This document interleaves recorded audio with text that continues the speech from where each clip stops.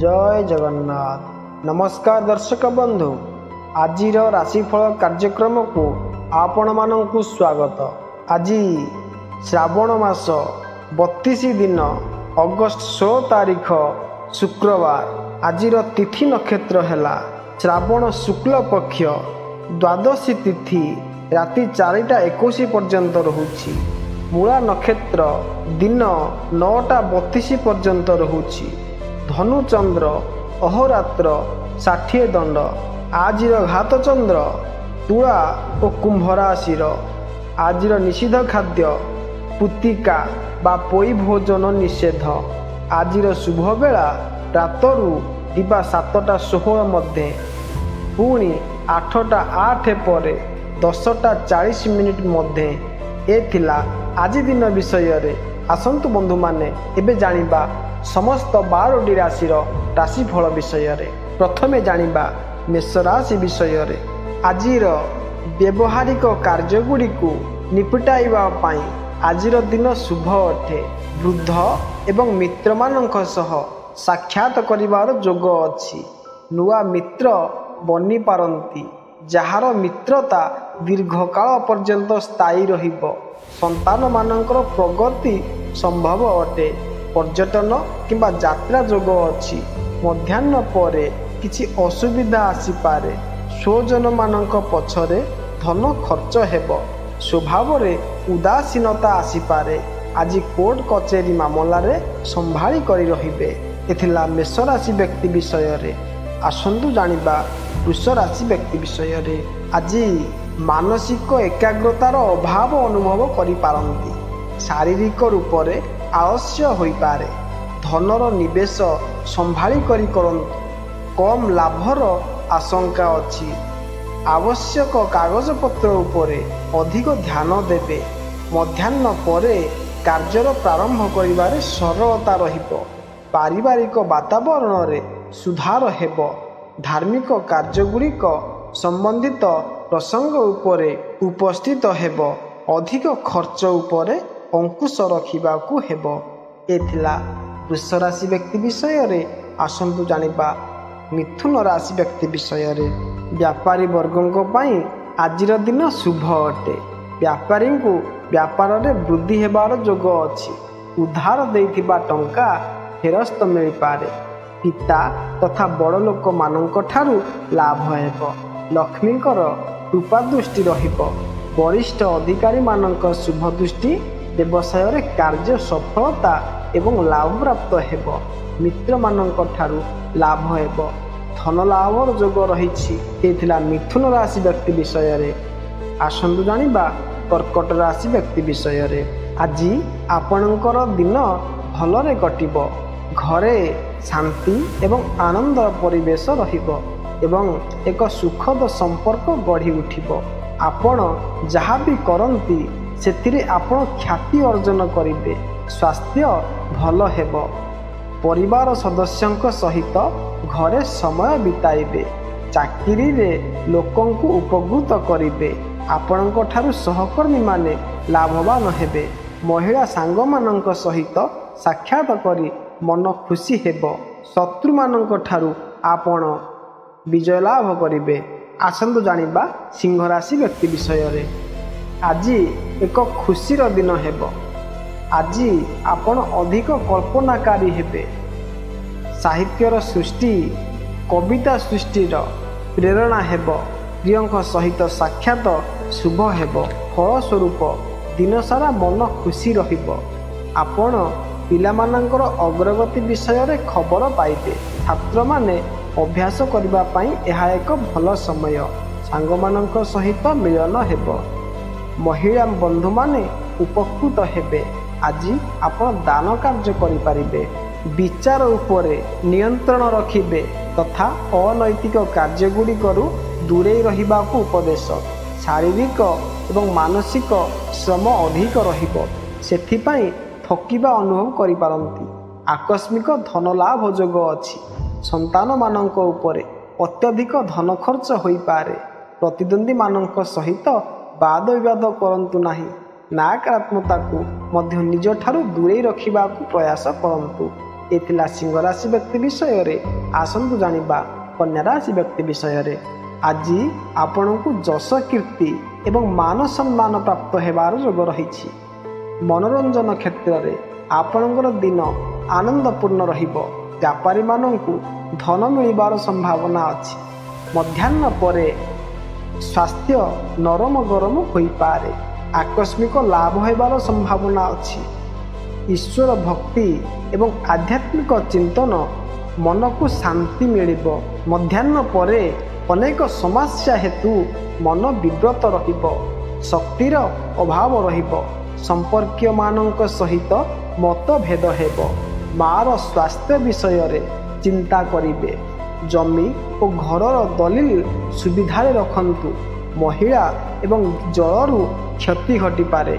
ଲୋକଙ୍କୁ ଅପମାନ ନ କରିବାକୁ ବିଶେଷ ଧ୍ୟାନ ଦିଅନ୍ତୁ।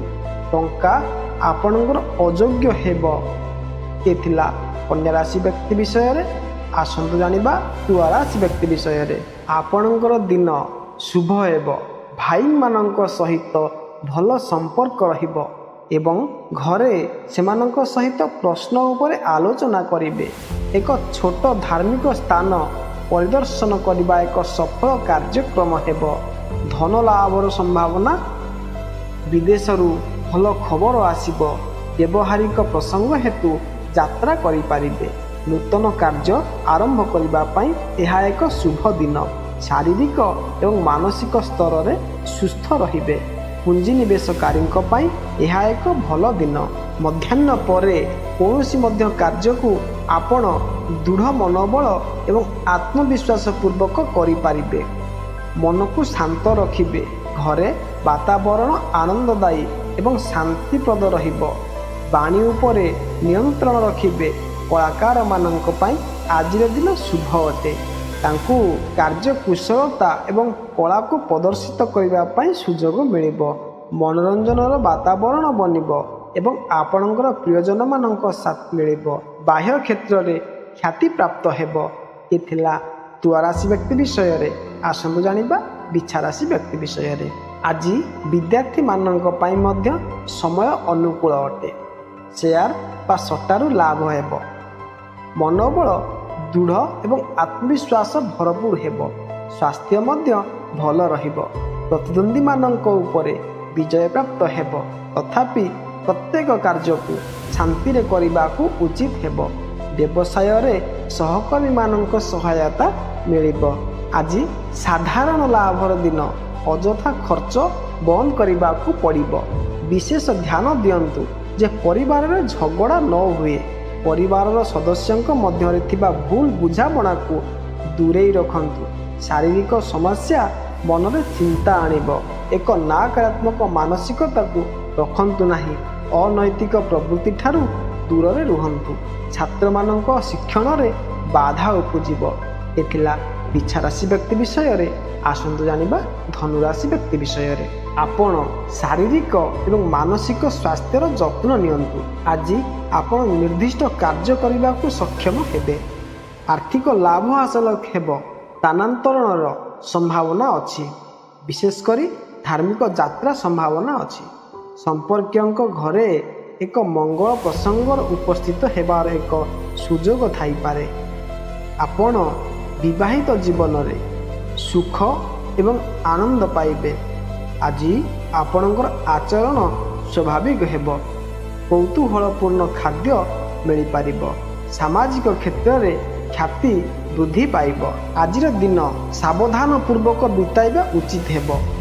ପରିବାରରେ ଚିନ୍ତାର ମହଲ ନ ବନୁ ଏହାର ଧ୍ୟାନ ରଖିବେ। ନିଜର ସ୍ୱାସ୍ଥ୍ୟ ପ୍ରତି ସତର୍କ ରୁହନ୍ତୁ। ଧନ ଏବଂ କୀର୍ତ୍ତିର ହାନି ହୋଇପାରେ।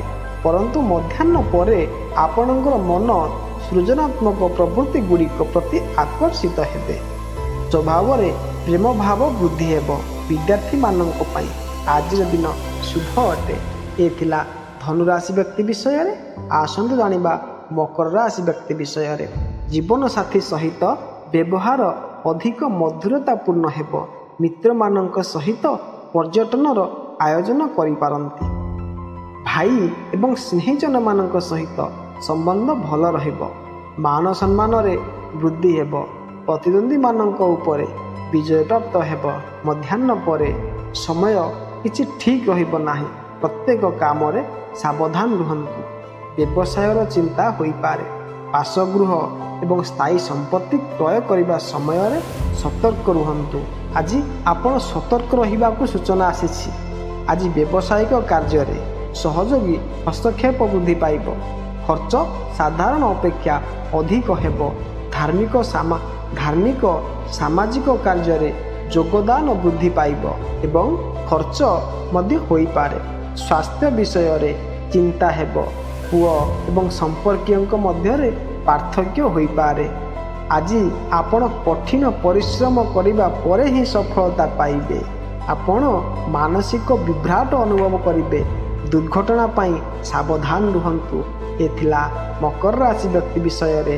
ଆସନ୍ତୁ ଜାଣିବା କୁମ୍ଭ ରାଶି ବ୍ୟକ୍ତି ବିଷୟରେ। ଆପଣ ନୂତନ କାର୍ଯ୍ୟ ଆୟୋଜନ କରିବା ପାଇଁ ଆଜି ଶୁଭ ଦିନ ଅଟେ। ଚାକିରି ଏବଂ ବ୍ୟବସାୟରେ ଲାଭ ହେବାର ସମ୍ଭାବନା ଅଛି। ଆପଣ ମହିଳା ସାଙ୍ଗମାନଙ୍କ ଠାରୁ କାମ ପାଇପାରିବେ। ଲକ୍ଷ୍ମୀ ଦେବୀଙ୍କର ଆଶୀର୍ବାଦ ଆଜି ଆପଣଙ୍କ ଉପରେ ରହିଛି। ସାମାଜିକ କ୍ଷେତ୍ରରେ ଆପଣଙ୍କର ଖ୍ୟାତି ବୃଦ୍ଧି ପାଇବ। ପତ୍ନୀ ଏବଂ ପୁଅଙ୍କ ଠାରୁ ଆନନ୍ଦର ଖବର ଆସିବ। ଯେଉଁମାନେ ବିବାହ କରିବାକୁ ଚାହୁଁଛନ୍ତି ସେମାନଙ୍କ ପାଇଁ ବିବାହ ସମୟ ଉପସ୍ଥିତ ହେବ। ଆପଣ ବୁଲିବାକୁ ଯୋଜନା କରିପାରନ୍ତି। ଜୀବନସାଥୀ ସହିତ ବ୍ୟବହାର ଅଧିକ ମଧୁରତାପୂର୍ଣ୍ଣ ହେବ। ମଧ୍ୟାହ୍ନ ପରେ ମିତ୍ରମାନଙ୍କ ସହିତ ପର୍ଯ୍ୟଟନର ଆୟୋଜନ କରିପାରନ୍ତି। ଭାଇ ଏବଂ ସ୍ନେହିଜନମାନଙ୍କ ସହିତ ସମ୍ବନ୍ଧ ଭଲ ରହିବ। ମାନ ସମ୍ମାନରେ ବୃଦ୍ଧି ହେବ। ପ୍ରତିଦ୍ୱନ୍ଦ୍ୱୀମାନଙ୍କ ଉପରେ ବିଜୟ ପ୍ରାପ୍ତ ହେବ। ନିଜର ଖର୍ଚ୍ଚ ଉପରେ ଆପଣଙ୍କୁ ନିୟନ୍ତ୍ରଣ ରଖିବାକୁ ହେବ।